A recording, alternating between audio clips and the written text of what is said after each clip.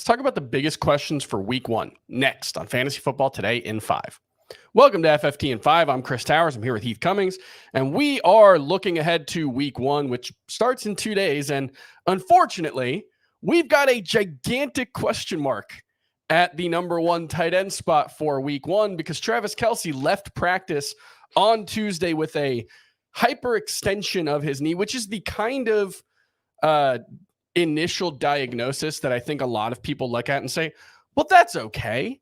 I've heard a hyperextended knee and seen guys come back from that pretty quickly, but I think it's worth keeping in mind that it's an incredibly vague diagnosis that could mean like literally he's back for week 2. I think week 1 is probably a real stretch at this point. I think it could also, look, there's no point in speculating, but it could be a multi-month absence, depending on the extent of the injury. Hopefully we'll know more, in the coming days, but probably not in time for anyone who's drafting. So the big question first, Tuesday is the biggest draft night of the year on CBS Fantasy. More drafts happen on Tuesday night than any other night. Where are you ranking Travis Kelce for the rest of the season?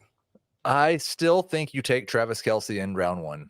I think it's around, in our draft, most recent draft today, he went at 12 or 13. And I think that's 12. The perfect spot for him. Like if I'm picking at the end of round 1, I'm definitely not passing on him twice. I might pass on him once, but we know what the end of round 3 looks like in terms of your chances of getting a true star player. And so I think you just got to swing and take that shot if you get a chance at him somewhere after pick 10, before pick 13. I did move him to 16. That was me. Maybe I'm just a big scaredy cat, but it is a soon-to-be 34-year-old who, in fairness, has not missed more than one game since his first full NFL season. His first season, he played one game. Every year since then, he's missed no more than one game. Incredibly consistent, incredibly productive. Biggest difference maker in fantasy last season, but it's just, man, it feels like it could go really wrong. And you're kind of, you need him to be a real difference maker in order to justify that first round pick. I moved him behind AJ Brown, who I think is kind of the end of a tier, and maybe that's too low, but it's a big concern for me. If you don't have him in week 1, who are you looking to pick up? I think this will be the greatest test of, can we have a handcuffed tight end, because of how set the Chiefs offense has been for the last 10 years in using that position, and their lack of options. And we don't know for sure that Kadarius Toney is going to be 100%. Sky Moore is the sure thing at wide receiver, and he had 200 yards last year. So I think Noah Gray is going to be a top 15 tight end for me for sure. If Tyler Higbee's out there, then he's the easy answer. The Seahawks were far and away worse than anybody else against tight ends last year, and Matthew Stafford just dumped it off to Higbee over in full PPR. I think Higbee's an easy guy. I might even flex Higbee. He's a top 8 tight end for me. Basically, I think Kittle's the number 7 tight end in that sure thing group. Higbee for week 1 at least is number 8 for me. Yeah, and I think Noah Gray will be top 15. The only other guy who might be on the waiver wire who I will have ahead of him is likely Gerald Everett.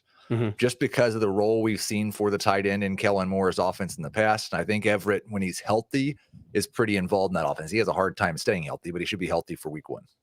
All right, let's move on to some of the other big week 1 questions. And the first one up, can you trust, I know you're high on Anthony Richardson for the season, top 10 quarterback for you. Are you actually trusting him as a top 10 quarterback for week 1? I think it really, I'm not ranking him there. No, I think what you do with him depends on how closely you listen to us, because just about everybody at CBS besides Adam Azer was screaming, draft Anthony Richardson as a top 12 quarterback, and then go get one of those boring guys in the double-digit rounds to pair with him.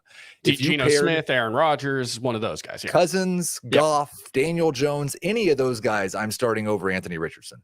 But if you drafted him and you, say, drafted Kenny Pickett as your backup, or Derek Carr or something like that, then I'm going to start Anthony Richardson. But no, he's around QB 18 for me this first week in 6-point per pass touchdowns league. I do think he's still pretty close to top 12 in a league that rewards 4 points per pass touchdowns. All right, one more big question for week 1 before we go. How are you handling the young stud running backs coming back from injury, Javonte Williams and Breece Hall for week 1? I've got Williams ahead of Hall, neither of them in my top 20 running backs. I would view Williams and Samaje Perine very similarly as low-end number 2 running backs against a really bad Raiders defense. I think probably Breece Hall has to share more with Dalvin Cook, and Michael Carter probably gets involved there as well this first week. And they're playing a very good defense in Buffalo. So Hall is a low-end flex for me. I would rather start Jamal Williams over him. I would rather start Raheem Mostert over him. I agree on all those. That's going to do it for FFT and 5. We'll see you tomorrow.